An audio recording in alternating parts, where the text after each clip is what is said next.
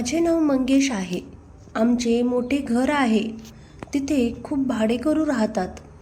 काही महिन्याआधी आमच्या इथे एक नवविवाहित जोडपे राहायला आले होते. त्या लेडीजचे नाव रेखा आहे. तिचा नवरा रिक्षा चालवतो. घरची परिस्थिती खराब असल्याने रेखासुद्धा एका घरी कामाला जाते.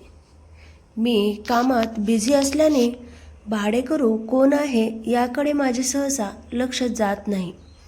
एकदा अचानक घरच्या सर्वांना 6-7 दिवसांसाठी बाहेरगावी जावे लागणार होते आणि मला बाहेरचे हॉटेलचे जेवण जास्त आवडत नाही. त्यामुळे माझे घरचे चिंतेत होते की मला घरी जेवण कोण बनवून देणार. तेवढ्यात आई म्हणाली, 7 दिवसांची तर गोष्ट आहे, तर मी रेखाला सांगते, ती तुला सकाळी नाश्ता बनवून दुपारचा डब्बा बनवून देत जाईल आणि घरी आल्यावर रात्रीचे गरम जेवणही बनवून देत जाईल. मला पण हा ऑप्शन आवडला, कारण की घरच्या चांगल्या क्वालिटी पदार्थांमध्ये मला रोज गरम जेवण बनवून मिळणार होते.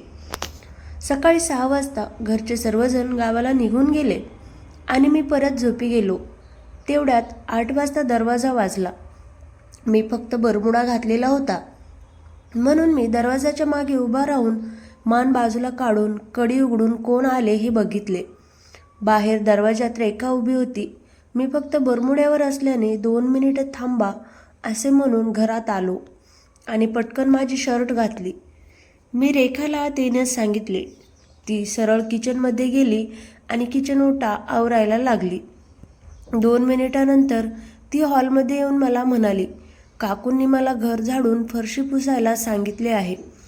तसेच तुमचे कपडे धुवून वाळू घालायला आणि स्वयंपाक बनवून तुम्हाला जे काही लागेल ते करून द्यायला सांगितले आहे. मी म्हणालो, ठीक आहे, तुम्ही करा चालू काम. पण मला तेवढ्यात जाणवली की ती थोडी नाराज आहे. मी तिला परत आवाज देऊन हॉलमध्ये बोलवले. सर्वप्रथम मी रेखाला विचारले की मी असा फक्त बरमुडावर आहे, तर तुम्हाला काही प्रॉब्लेम तर नाही ना, की कपडे घालून थांबू मी तुम्ही घरात असताना. तेव्हा रेखा म्हणाली, काही प्रॉब्लेम नाही, तुम्ही असेच राहता नेहमी घरात, हे माहीत आहे मला. मग मी विचारले की आई 7 दिवसांसाठी तुम्हाला किती पैसे देणार आहे. तेव्हा ती नाराजीच्या स्वरात रेखा म्हणाली, 700 रुपये.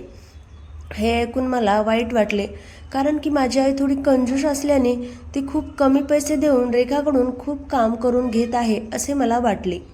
मी रेखाला माझे वॉलेट आणण्यास सांगितले. रेखा माझे वॉलेट घेऊन आली. नंतर मी वॉलेटमधून 7,000 रुपये काढले आणि रेखाला बोलावून तिच्या हातात दिले. रेखा म्हणाली, हे कशासाठी, काय आणून देऊ तुम्हाला. मी रेखाला म्हणालो, हे तुमच्यासाठी आहे, 7 दिवसांचा मोबदला, राहू द्या हे तुम्हाला. हे ऐकून रेखाच्या चेहऱ्यावर खूप आनंद पसरला, पण दुसऱ्या क्षणाला ती म्हणाली, खूप जास्त होतील, हे इतके नको मला. मी म्हणालो, राहू द्या, काही जास्त होत नाही, खूप काम करावे लागते तुम्हाला. माझी आई खूप कमी पैसे देत होती तुम्हाला, म्हणून हे माझ्याकडून राहू द्या तुम्हाला. रेखा हसत हसत मागच्या घरात गेली. 10 मिनिटानंतर मी आमच्या घराबाहेर असलेल्या टॉयलेटला जाता जाता रेखाला सांगितले की घराकडे लक्ष दे, मी टॉयलेटला जात आहे. तेव्हा रेखा मधले घर झाडत होती.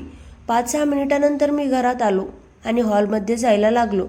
तेवढ्यात मला आरशासमोर हॉलमध्ये रेखा सोफ्याजवळ काहीतरी बघताना दिसली. तेवढ्यात माझ्या लक्षात आले की पैशांनी भरलेलं माझे वॉलेट समोरच्या सोफ्यावरच मी विसरलो होतो. काही क्षण मला वाटले की रेखा माझ्या वॉलेटमधून पैसे काढत आहे, पण नंतर माझं लक्ष माझ्या वॉलेटवर गेले असता ते मी ठेवले त्या जागेवरच होते. मी आरशातून रेखा काय करत आहे हे बघत होतो. 1 मिनिटानंतर मी हटकून दरवाजाचा आवाज परत करत घरात आलो आणि हॉलमध्ये जाऊन सोफ्यावर बसलो. सोफ्यावर बसून मी मोबाईलमध्ये रात्री माझ्या गर्लफ्रेंडचे काढलेले फोटो बघत होतो आणि माझ्या डोक्यात थोड्या वेळाने रेखाचा विचार आला. एकतर गर्लफ्रेंडचा फोटो बघून उत्तेजना वाढत होत्या. खरं तर मी रेखाला नीट बघितलेले नव्हते. ती गावाकडची असल्याने आणि घरची परिस्थिती गरीब असल्याने खूप साधी राहायची. माझ्या डोक्यात आता रेखाबद्दल भावना येऊ लागली होती. त्यात मला इतक्या मोठ्या घरात आम्ही दोघेच असल्याचे लक्षात आले आणि सकाळी रेखाने मला आतल्या कपड्यावर बघितलेले होते. मी रेखाला कधीच नीट बघितले नव्हते, त्यामुळे मी तिला आता काहीतरी बहाणा करून समोरच्या हॉलमध्ये बोलावून नीट निरखून बघण्याचे ठरविले. मी हटकून माझ्या चहाच्या कपातून उरलेला चहा फरशीवर सांडला आणि 2 मिनिटांनंतर वाळल्यावर मी रेखाला आवाज दिला आणि म्हणालो, हे बघ, हा चहा सांडला आहे की इथे? साफ करून घे, नाहीतर मुंग्या लागतील थोड्या वेळात. त्या समोरच्या हॉलमध्ये ओला कपडा घेऊन आली आणि खाली वाकून तो चहाचा डाग साफ करू लागली होती. मी तिला निहाळत होतो. ती खूप सुंदर होती आणि ती मला खूप आवडली. मनात विचार आला की हिला लगेच मिठी मारावी आणि तिच्या ओठांवर ओठ ठेवून किस करावी. माझ्या मनात तिच्याविषयी इच्छा निर्माण होऊ लागल्या. मी स्वतःला आवर घातला. ते डाग साफ करून रेखा परत स्वयंपाकघरात जाऊन नाश्ता बनवायला लागली. रेखा किचनमध्ये जाताच मी लगेच तिला पाहत बाथरूममध्ये गेलो. माझं काम उरकून घेतलं.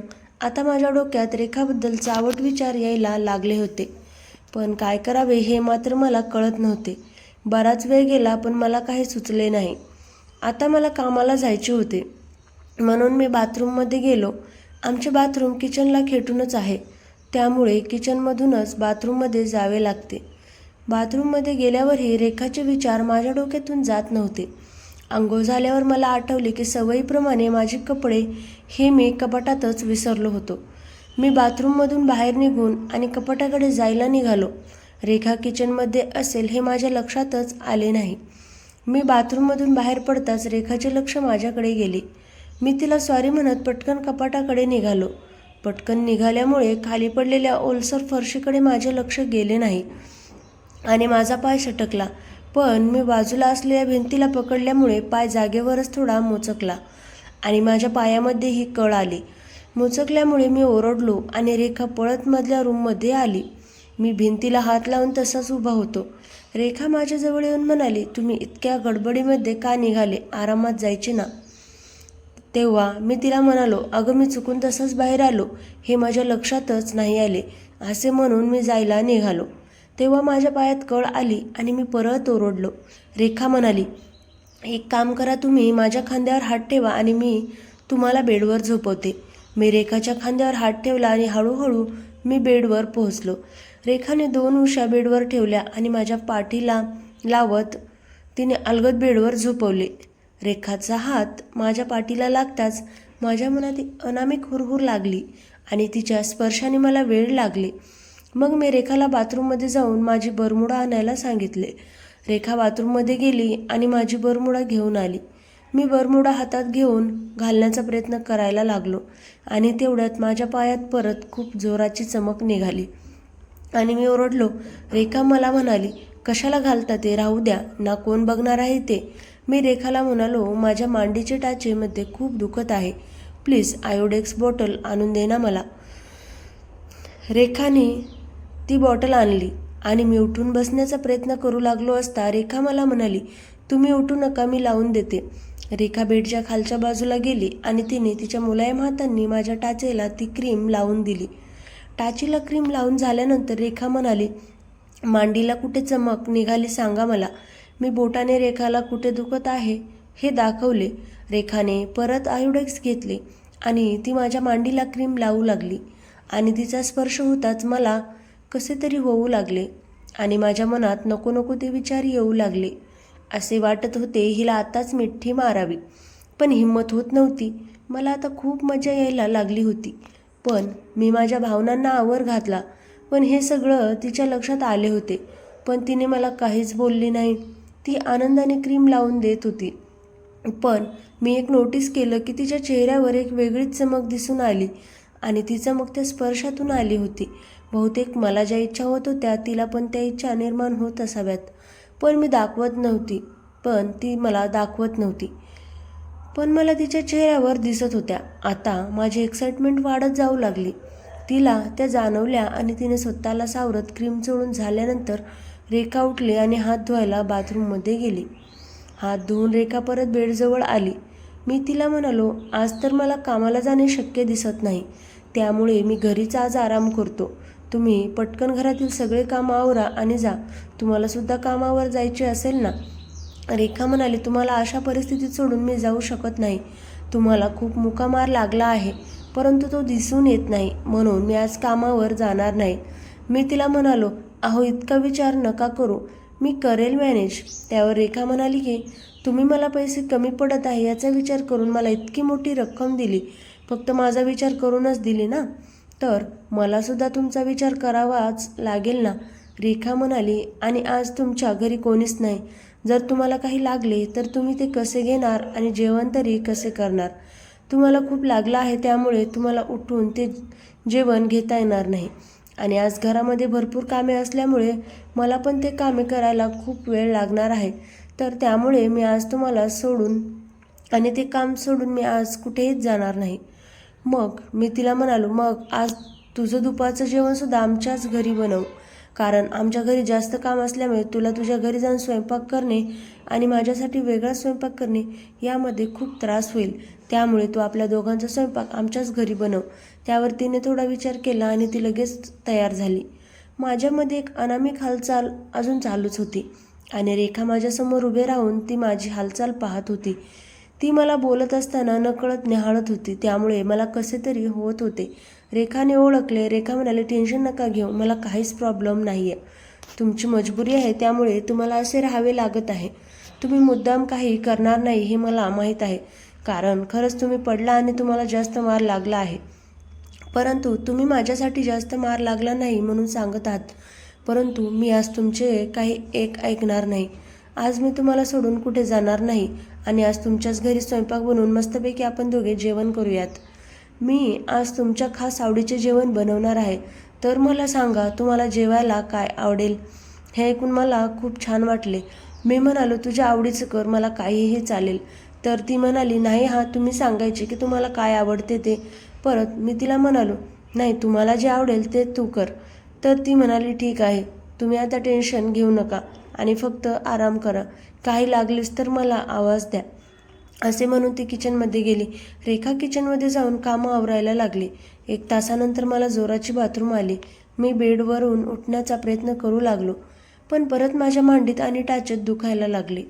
तेवढ्यात पलंगाच्या आवाजाने ती आली आणि मला म्हणाली, थांबा, तुम्हाला घेऊन जाते बाथरूमपर्यंत. रेखाने मला उठवले आणि मी तिच्या खांद्याचा सहारा घेत बाथरूमपर्यंत पोहोचलो. रेखाने मला टॉयलेटमध्ये नेले आणि तिथे मी एक हात भिंतीला टेकवून उभा राहिलो. मला आत सोडल्यानंतर रेखा बाहेर जाऊन उभी राहिली.